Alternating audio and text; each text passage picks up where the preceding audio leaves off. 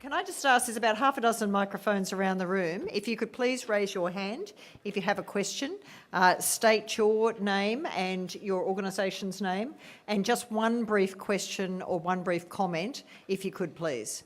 And I might hand over, first of all, to that gentleman there. Thanks. Guy Templeton from WSP, formerly known as Parsons Brinckerhoff. Minister, you mentioned that half of the jobs creation is in the regional areas. And with the growth of cities being an unstoppable force worldwide, how do you go about prioritising your investment between the major city of Sydney and the rest of the state? No, great question. And we actually formalised the process. So when we came to government, we said we would embark on a process of fiscal discipline. And just before the last election, we talked about asset recycling. But we're committed in everything that we're doing. We've committed to spending at least 1/3 of all of our infrastructure spend in rural and regional New South Wales. So we actually came out and said, you know what, we need the state to grow together. Yes, Sydney is a global city, but New South Wales is much bigger than just Sydney. So we have already committed to making sure that 1/3 of all of our infrastructure spend is done in our rural and regional areas. And I spent a lot of time in the last fortnight actually visiting places like northern New South Wales, and also the far south coast. And I've been overwhelmed by the response to our investment in social infrastructure in health and schools in particular, but a lot of the health facilities we've upgraded, the 55 that I noted, at least half of them are in rural and regional areas, hospitals and health facilities that hadn't had attention for decades. So we've actually made it government policy that 1/3 of all of our infrastructure spend needs to happen outside of New South Wales. And we are also about growing our regional centres. Why is it other places around the world have the challenges we do and manage to grow those centres? And so we've been focusing our attention, and I've been working very closely with the Deputy Premier to make sure that we are providing that sustained level of jobs growth in regional areas. And I know that it's working, not only in what we're delivering, but when businesses of all sizes say to me, our biggest challenge, and I always like, when I meet with a business, I say, what's your biggest challenge? And often the response is finding people to work with the skills we need to have them to work. Now that is a challenge, but it's a good challenge to have because it means they're growing and they want to employ. And that's why I did focus a lot of what I said today on needing to ensure that we're supporting that skills growth, because our capacity constraints aren't capital necessarily. Our capacity constraints are skills and also good project management. And that's what we're focusing on. But please rest assured that at least 1/3 of all of our infrastructure spend goes outside of Sydney. Perhaps, Premier, while we wait to see if there's another question here, can I ask you a question? I mean, your government has done a great job of working together with the private sector to get some of your key initiatives underway. And, you know, we've got so much populism emerging across the world and in this country. I'm just curious as to how you think the private sector in this room can work most efficiently with government to help you achieve the objectives. I think a lot of the challenges in terms of reputation the private sector experiences, especially at this point in time, is similar to what incumbent governments are experiencing, and that is for every decision we take which promotes progress and infrastructure and change, and obviously every business has its different circumstances, there's a person who feels left behind. And I think a lot of commentators argue that about 2007 to 2009 something shifted, and that shift was that people felt they could no longer, the majority of people, not everybody, there's early adopters, but in about between 2007 and 2009, a lot of futurists and political commentators would argue that's when people started to feel that technology was moving faster than they could keep up. And I think that's when we've seen a lot of social discontent about established institutions, including governments and larger businesses, and the sense that there's a growing disparity between the haves and have-nots. And as a government, we've been very conscious that each community deserves to feel that they're part of the success of New South Wales by receiving investments. And sometimes that could be upgrading a local sporting field, or it could be upgrading a few classrooms at the local school. It's about making sure that everybody feels that governments are listening to them, not just during election cycles, but every day, every week of every month of the year. And so I think the challenge for governments as well as for institutions and business communities is to really make sure we're attentive. In my case, my shareholder is every single resident of New South Wales, is that we're attentive to their needs and aspirations and accept that not everybody is comfortable with the massive change or infrastructure spend or service spend that's occurring, because often that massive spend or investment brings with it challenges. And as I go around to communities, the irony is that in Greater Sydney, most suburbs will say, we want to protect our local character and don't want to see development. If you go in the regions, they'll say, we want development. How can you get more development? And so as a government, we need to respond to each community depending on its needs and make sure that we bring the community with us during what is, I think we'll reflect back on this period as a time of enormous change and dislocation.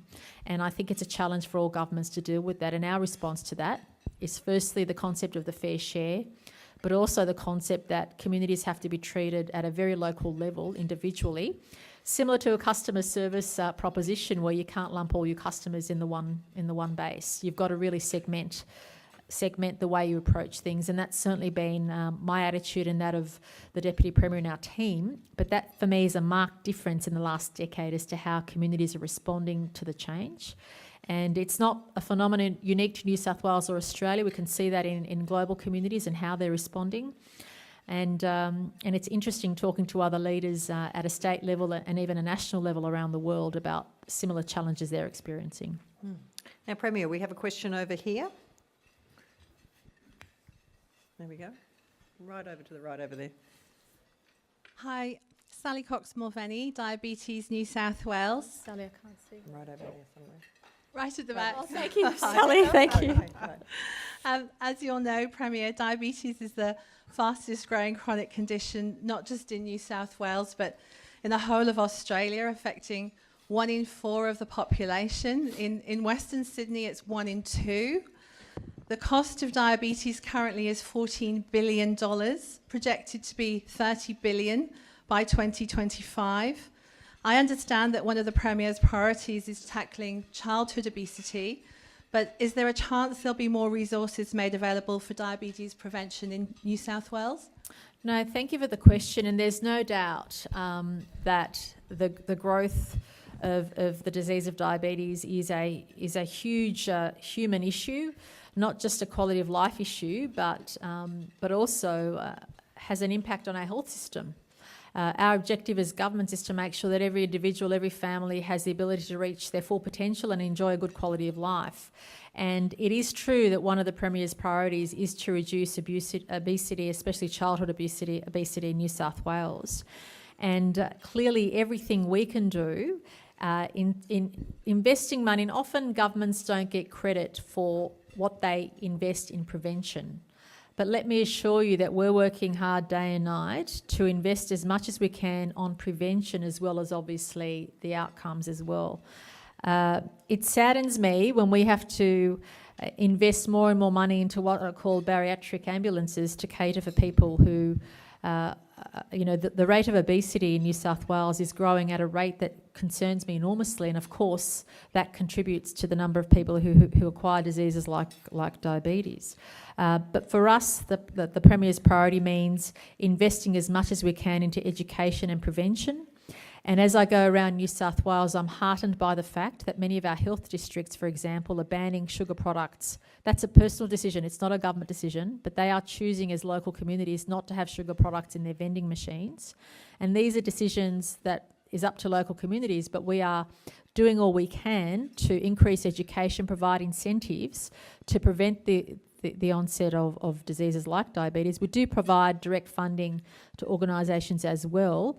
But recently we ramped up our whole of government approach to fighting obesity. In fact, without speaking out of turn, when we talked about the Premier's priorities in Cabinet a couple of months ago, I was heartened by the interest and debate we had around the table about what each of us could do as a government to reduce the incidence of that. I see it as a quality of life issue. I see it as an issue impacting our health system. But governments don't often get credit for what they're spending in prevention, but we're spending almost as much in prevention as we are on dealing with the outcomes. But I think your point is entirely valid, and I appreciate you raising it. And thank you for all the great work you do as an organisation. Thank you, Premier. We've got time for one more question. And here it is, just there. Hi, Damien Graham from First State Super. I just wanted to talk about Western Sydney, something that we're very focused on as an organisation. And I note that not too far from the new airport, there's an employment growth zone that's designated. So how should we think about that sort of zone, and how do you sort of see that building up? We're extremely excited by that employment growth zone, and a lot of the jobs in that zone will be actually generated in the health and education sectors. So we see the Western Sydney Airport as part of that jobs growth arc. But as many jobs as will be created in defence and logistics and freight, there'll be as many jobs in health and education. And the precincts we're developing are really exciting and are coming to fruition. And I think the encouraging thing is that not only will we see this happen in the future, but we're seeing it now. And as government invests in huge precincts, if you look at Nepean or Westmead health precincts, our investment there is actually encouraging private investment and not-for-profit investment in those areas, and that's creating jobs as well. We're very excited by that. And one thing I've learned, I know it's stating the obvious, but I'm looking forward to the day when the PhD student will actually look at the direct result of government investment in infrastructure and also the indirect result, because the scale of our investment has actually spurred on a whole range of opportunities which the private sector has seen, and that's contributing to the jobs growth. And for me, it's collaboration. Governments don't have the answers and can't do everything on their own, and certainly neither can the private sector or not-for-profit or community sector. But in collaborating, we've seen that our pooled resources are resulting in these wonderful economic conditions. And I also want to thank the super sector for investing in New South Wales in our infrastructure asset recycling programs. It's wonderful to see mums and dads and workers essentially operating on a long-term lease basis a lot of our state's assets, and it's great news and a great outcome for everybody. Thank you. Thanks, Premier. That brings an end to our formal Q&A. I'd just like to call on Paul Ravlich, who's the CEO of New Zealand and Regional Manager New South Wales Siemens, to deliver the vote of thanks.